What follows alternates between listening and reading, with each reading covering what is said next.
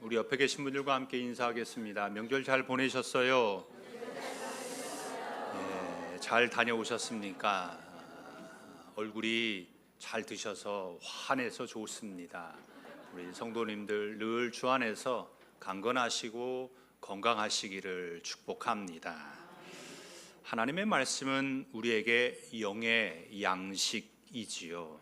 그래서 우리가 하나님의 말씀을 먹어야 합니다. 그리고 하나님의 말씀은 우리의 삶의 나침판이기도 합니다. 우리의 몸은 육으로 되어 있어서 육신의 음식을 먹어야 힘이 나듯이 우리의 심령은 하나님의 말씀을 먹어야 영의 힘을 갖게 되고 살아갈 수가 있습니다. 그리고 말씀의 나침판이시기 때문에 우리의 삶의 방향, 그 길을 인도하시는 그런 은혜가 우리에게 있습니다. 그래서 우리는 말씀을 잘 먹어야 하는 거죠.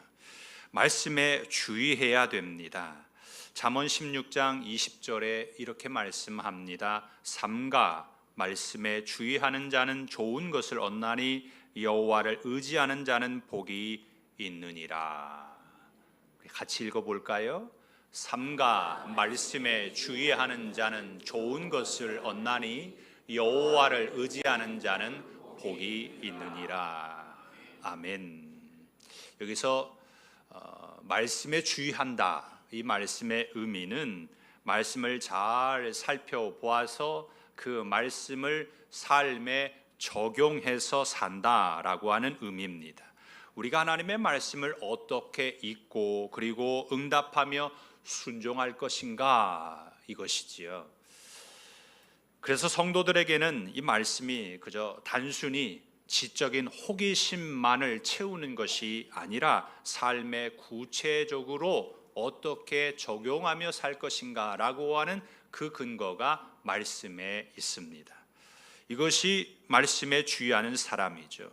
최악의 말씀, 성경 공부는 그냥 말씀만 알고 끝나버리는 겁니다. 하지만 최선의 최고의 말씀 공부는 뭐냐면 그 말씀을 나의 삶에 적용하는 것입니다. 그래서 하나님의 말씀에 삶의 지혜와 능력을 얻습니다. 그러면 말씀에 주의하는 자가 얻는 것이 무엇일까요? 말씀의 주어는 하나님이십니다. 성경 말씀은 곧 하나님이신 거죠.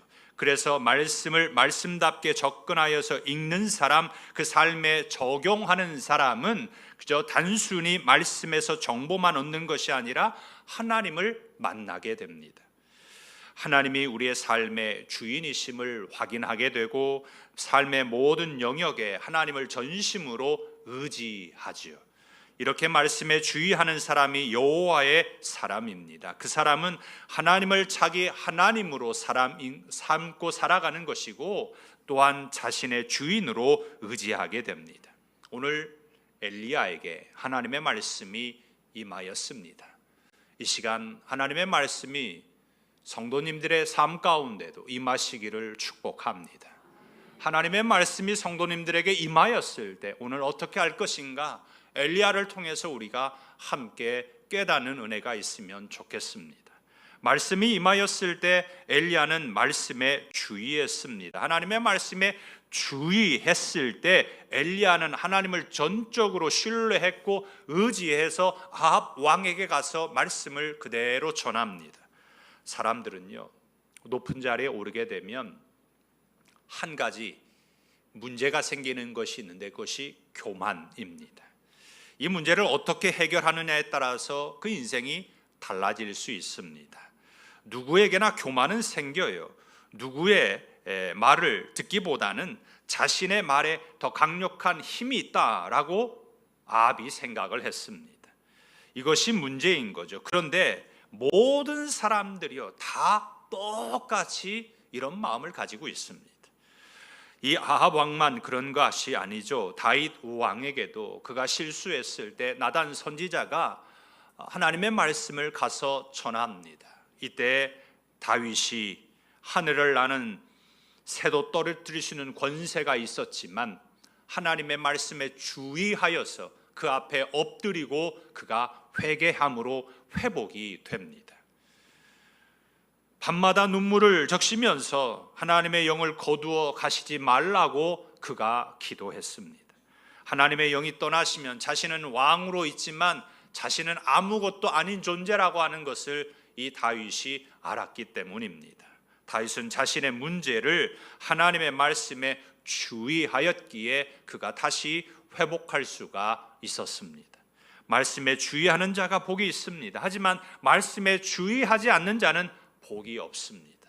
그 사람은 자신의 기분에 의지하고 살아가기 때문입니다. 지금 나는 하나님의 말씀에 주의하고 계십니까? 아합 왕은 선지자 엘리야가 하나님의 말씀을 전할 때 주의하지 않았습니다. 기분이 나쁘다는 거죠. 내가 왕인데 당신이 뭔데 이래라 저래라 하냐는 것입니다. 이런 상황에서 엘리야는 어떻게 해야 될까요? 엘리야는 하나님이 전하라고 하는 그 말씀을 전할 뿐입니다. 그런데 축복의 말씀, 형통합니다, 잘 될 것입니다, 좋습니다, 이런 칭찬의 메시지가 아니라 듣고 싶지 않는 말씀이었어요. 우리는 어떻게 하나님의 말씀을 전해야 할까요? 그리고 우리는 어떻게 하나님의 말씀을 또한 들어야 할까요? 엘리야가 아합 왕에게 전한 것은 첫째는 하나님의 징계 말씀입니다. 하나님께서 엘리야를 통하여서 징계의 말씀을 전하게 하셨어요. 1절에 이렇게 말씀합니다. 길르앗에 우거하는 자 중에 디셉 사람 엘리야가 아합에게 말하되 내가 섬기는 이스라엘의 하나님 여호와께서 살아계심을 두고 맹세하노니 내 말이 없으면 수년 동안 비도 이슬도 있지 아니하리라 하니라. 하나님의 말씀을 전할 때는요, 좋을 때도 있지만 그렇지 않을 때도 있습니다. 만약에 엘리야가 하나님께서 아합 왕에게 이스라엘의 하나님 여호와께서 살아계심을 두고 맹세하노니 수년 동안 풍년이 있을 것이고 외적으로부터 침입도 없을 것이고 나라가 든든할 것이다, 이렇게 전했다면 엘리야도 좋았을 것이고 듣는 아합 왕도 기분이 좋았을 것입니다.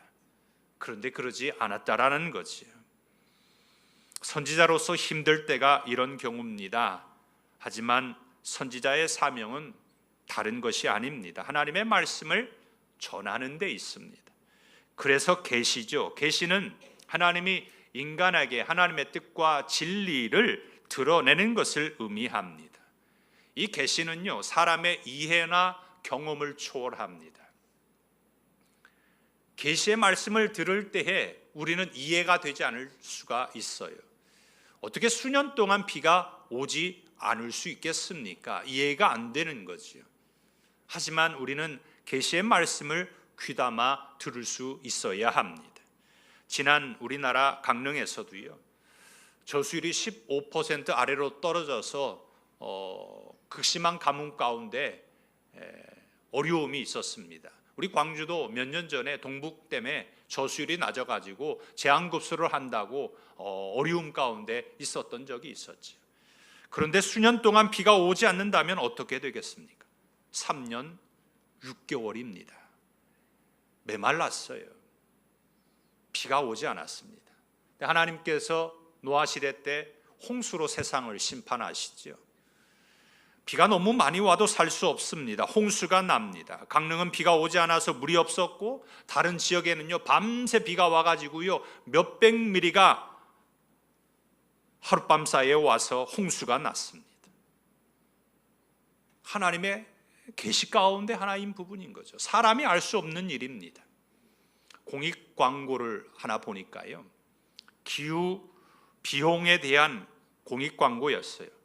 나중에 우리가 비싼 기후 비용을 내야 된다라고 하는 공익 광고였습니다. 지금 마시고 있는 커피는 8배로 비싸질 것이고 생물 자원이 줄어드니까 화장품도 5배가 더 증가한다고 합니다. 뿐만이 아니라 기후의 온도가 상승하면서 보험료도 오르게 되는데 온열 환자가 늘어나서 3.5배 인상이 된다라고 하는 기후 비용에 대한 공익 광고였습니다. 기후 위기는 모든 것이 비싸지게 된다라는 거죠. 그래서 기후 행동을 실천하라고 하면서 생활 속에서 나눔 장터인 제로 플리마켓을 소개합니다. 앞으로 세상이 어떻게 변할 것인지, 위기 시대를 이야기하면서 경제적인 부분을 제시함으로 사람들이 공감할 수 있게 공익 광고를 하는 것을 봤습니다. 이런 광고는 사람들에게 부드럽게 다가가면서 경각심을 주게 되는 거죠. 야, 우리 후손들이 어떻게 살 수 있을까? 내가 분리수거도 좀 잘해야 되겠다, 이런 마음을 갖게 합니다.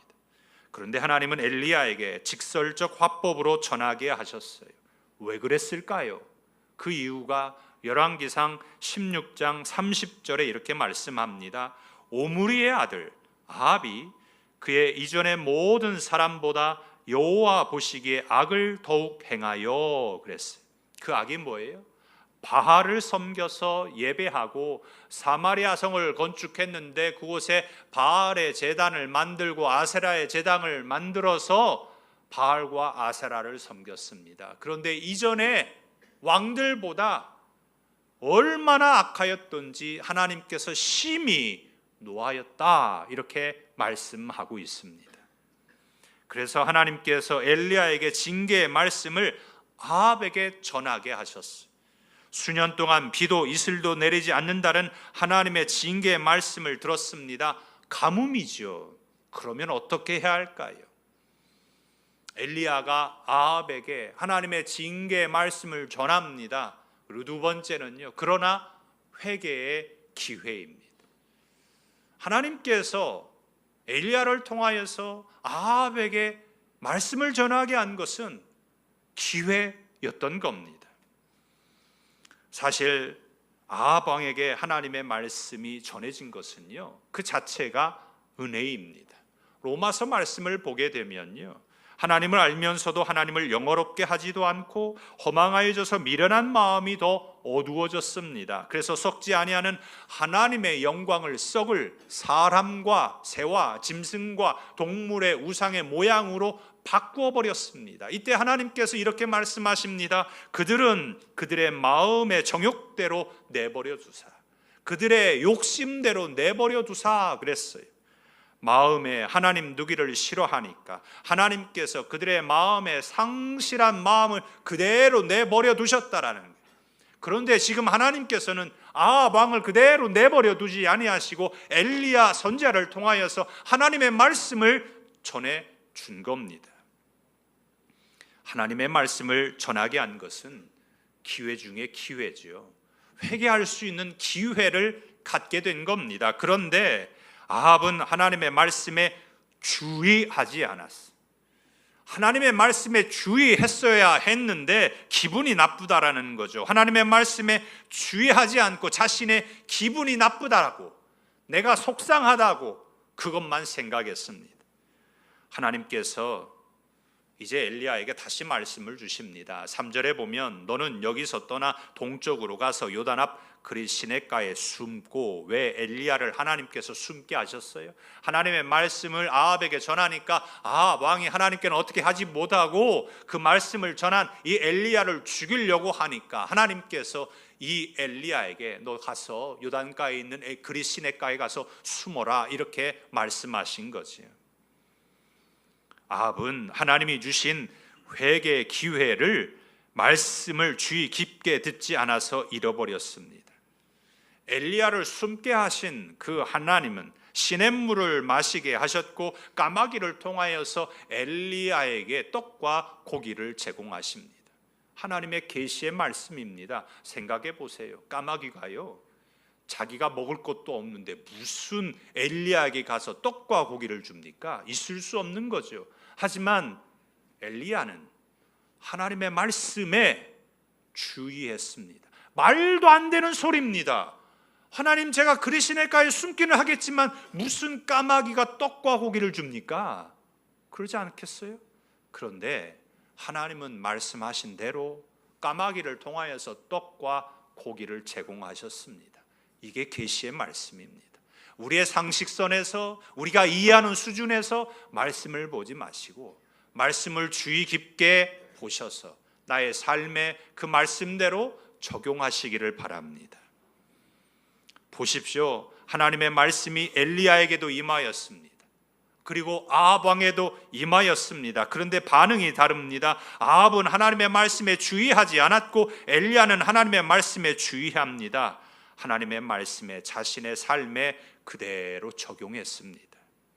만약에 아합 왕이요, 자신이 왕이라고 하는 신분과 지위를 내려놓고 하나님의 말씀에 주의했다면 잠언의 말씀처럼 하나님을 만났을 것이고 하나님은 좋은 것으로 아합에게 주셨을 겁니다. 그리고 이 아합은 우상을 버리고 여호와 하나님을 의지해서 복을 받았을 것입니다. 그런데 아합은 반대로 엘리야가 전한 하나님의 말씀을 거부합니다. 나의 힘으로 살겠다라는 거죠. 내가 왕이라는 겁니다. 내 마음대로 하겠다라는 거죠. 내 삶의 주인은 누구이십니까? 내가 삶의 주인이십니까? 이것을 정확하게 알아야 우리가 하나님의 말씀을 주의 있게 들을 수 있습니다. 내 인생의 주인은 하나님이십니다. 하나님만이 나의 주인이 되십니다. 내가 나라의 주인이라고 아합은 생각을 했고 내 돈이다, 내 인생이다, 내 땅이다 이렇게 주인 행세했습니다. 모든 것이 내 물건이라고 주인 행세하게 되면 아합과 같이 되고 맙니다. 말라기 1장 6절에 이렇게 말씀합니다.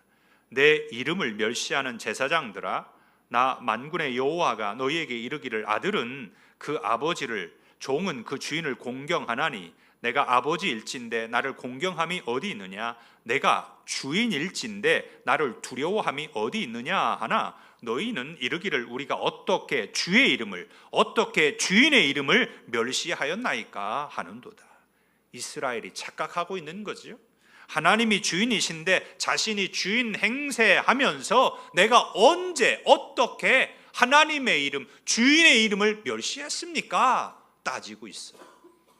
그래서 그들은 회개의 기회를 날려버리고 맙니다. 생명의 말씀을 주의하지 않으면 어떻게 될까요? 반대로 생명의 말씀을 주의하면 어떻게 될까요? 엘리야가 아합에게요, 징계의 말씀을 주었지만 그것은 회개할 수 있는 기회였습니다. 그리고 세 번째는 불로 응답입니다. 하나님께서는 회개할 기회를 주셨는데 그 회개할 기회를 놓쳐버리니까, 주의 말씀에 주의하지 아니하니까 불로 응답하셨습니다. 아합의 반응에 하나님께서 3년 6개월 동안 비 한 방울 이슬도 주지 않습니다. 그릇 시냇가는요, 길랏 근처에 위치하는데 와디예요. 이 와디는 비가 올 때만 흐르는 하천입니다. 그러니까 비가 오지 않으면 하천이 금방 말라버리고 마는 거죠. 그래서 7절에 이렇게 말씀해요. 땅에 비가 내리지 아니하므로 얼마 후에 그 시내가 마르니라. 하나님은 엘리야가 아합 왕에게 전했던 하나님의 말씀이 이루어지는 것을, 그 시내가 마르는 것을 보면서 경험하게 하셨습니다. 그리 시냇가가 말라서 물을 마실 수 없게 되었어요. 이때 하나님께서 다시 엘리야에게 말씀을 하십니다. 시돈에 있는 사르밧 과부에게 보내셔서 과부의 도움을 받게 하는 거예요. 그가 있는 그곳에서요, 시돈까지는요 상당히 먼 거리입니다. 가까운 거리가 아니에요. 지금은 요단 근처에 있는데 지중해로 가라는 거예요. 그리고 그 시돈 땅은 이방 땅입니다. 여기에서 아합 왕과 사르밧 과부가 비교가 됩니다. 하나님께서 엘리야에게, 사르밧 과부에게도 하나님의 말씀을 전하게 하셨습니다. 9절에 이렇게 말씀합니다. 너는 일어나 시돈에 속한 사르밧으로 가서 거기 머물라. 내가 그곳 과부에게 명령하여 내게 음식을 주게 하였느니라. 그런데 과부가 부자예요? 아닙니다. 이 과부가 가난합니다. 먹을 것이 없어요. 이제 먹을 것이 없어요. 가루통에요, 밀가루가 한 움큼 조금밖에 없고 기름병에는 조금 기름이 없어서 이제 그거 만들어 가지고 아들과 먹고 이제 죽으려고 하는 겁니다. 그런데 갑자기 엘리야 선지자가 와가지고 그거 만들어서 너 먹지 말고 나한테 가지고 와라, 내가 먹겠다라고 말을 하는 겁니다. 여기에 이방 여인 사르밧 과부가 말씀에 주의하여 따릅니다. 이방 여인이에요. 하나님을 섬기는 여인이 아닙니다. 그런데 이 이방 여인이요, 하나님의 말씀에 주의했습니다. 그러자 좋은 것을 얻습니다. 하나님께서 그 이방 여인에게 말씀을 주시는데, 나 여호와가 비를 지면에 내리는 날까지 그 통에 가루가 떨어지지 아니하고 그 병에 기름이 없어지지 아니하리라. 과부는 사실 자기 자신만 생각하면 엘리야에게 줄 수도 있습니다. 그런데 어린 아이가 있잖아요. 어린 아들을 생각하면 그게 쉬운 일이 아닙니다. 어린 아들을 먹여야 되는데 엘리야가 하나님께서 말씀하셨다고 하면서 자신에게 그 음식을 가지고 오라고 하니 어떻겠습니까?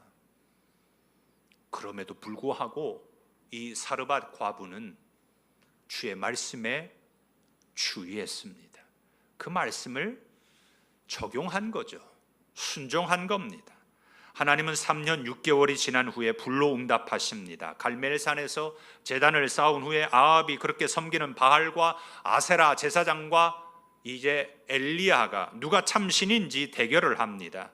바알의 제사장들이 모여서 제단을 쌓고 송아지를 각을 뜨고 제단 위에 올려놨어요. 불로 응답하는 신이 참 신이다라고 이야기를 하고 그들이 기도를 하는데 전혀 응답이 없습니다. 그러니까 춤을 춥니다. 뛰어요. 그래도 응답이 없으니까 칼을 가지고 와서 몸에 상처를 내면서 피가 흐르게 합니다. 그런데도 응답이 없어요. 그리고 나서 이제 엘리야가 하나님 앞에 부르짖어 기도합니다. 열왕기상 18장 36절에 보면, 내가 주의 종인 것과 내가 주의 말씀대로, 그러니까 내가 주인의 말씀대로 이 모든 일을 행한 것을 오늘 알게 하옵소서. 엘리야가 자신이 하나님의 종이고 하나님의 종으로서 하나님의 말씀을 그대로 전했기에 하나님 불로 응답하옵소서.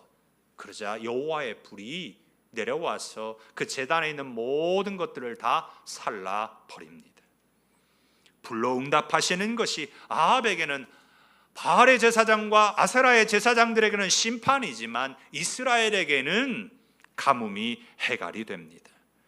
그 땅에 비가 내리는데 아합 왕이 마차를 타고 왔어요. 돌아가는 길이 비가 얼마나 쏟아졌는지 마차를 타고 갈 수 없을 정도가 됩니다. 하나님의 말씀을 주의하지 않는 자에게는 심판이 있습니다. 하지만 하나님의 말씀을 주의하는 자에게는 불의 응답이 기쁨이고 소망이 됩니다. 불의 응답이 살 소망이 되는 거죠. 가뭄이 해결이 됩니다.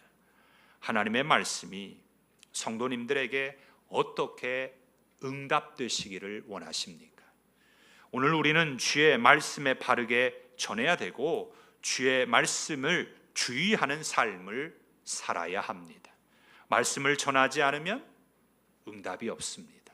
말씀을 전해야 응답이 있습니다. 중요한 것은 말씀을 전하는 거죠. 오늘 누구에게 말씀을 전하시겠습니까? 하나님께서 오늘 누구에게 가서 말씀을 전하라고 하십니까? 말씀을 맺고자 합니다. 그리스도인은 하나님의 말씀을 전하는 사람입니다. 말씀을 전해야 할 사명이 우리에게 있습니다. 하나님이 우리의 입에 말씀을 주셨습니다. 우리는 생명의 말씀을 전해야 되고 듣는 사람은 하나님의 말씀을 주의 깊게 들어야 합니다. 그렇지 아니하면 아합 왕과 같이 되고 맙니다. 엘리야가 아합에게 하나님의 말씀을 전했듯이 오늘 우리는 하나님의 말씀을 전해야 할 부담스러운 사람이 있습니다. 그럼에도 불구하고 우리는 말씀을 전해야 합니다. 부담스러우니까 말씀을 안 전하는 것이 아닙니다. 부담스러워도 우리는 가서 말씀을 전해야 할 사명이 우리에게 있습니다. 하지만 우리가 그 말씀을 우리가 그렇게 전하면 받는 사람 중에는 사르밧 과부와 같이 하나님의 말씀을 주의하여 음식이 떨어지지 아니하고 생명이 살아나게 되는 역사가 일어날 줄 믿습니다.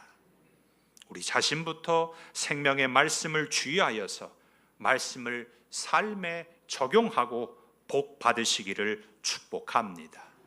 그리고 꼭 우리 모두 다 주의 말씀을 전하시기 바랍니다. 하나님께서 오늘 우리에게 가서 말씀을 전하라고 하십니다. 우리 기도하겠습니다.